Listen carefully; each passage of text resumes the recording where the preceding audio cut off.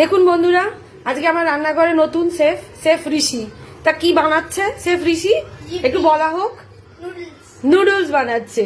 এতে কি কি দিয়েছিস? এই গাজর, পেঁয়াজ আর লঙ্কা দিয়ে জলটা ফুটছে। হ্যাঁ, আর আমার রিপি মশলা। আর ইপি মশলা আছে। আচ্ছা, এবার কি দিবি? এবার রিপিটা দিয়ে দিয়ে। আচ্ছা, এবার ইপি দিয়ে দিচ্ছে। আচ্ছা, ঋষি কিন্তু এটা বানাচ্ছে শুধুমাত্র তার আর তার দিদার জন্য। আর আমার কড়াইটা ওর পছন্দ হয় না। ও বাকি সব নিজে নিজেই করে। গাজর গ্রেট করেছে, দিয়ে বাকি সব নিজে নিজেই করেছে। আর ইন্ডাকশনেই ও রান্না করে। এখনো গ্যাস ট্যাস ও করতে পারে না, আগুনের সামনে যেতেও দিই না। আর এইটা এবারে ফুটবে, তাই তো? হ্যাঁ, এটা এবারে ফুটবে। দেখি এবারে বল, এটা এবারে কি হবে?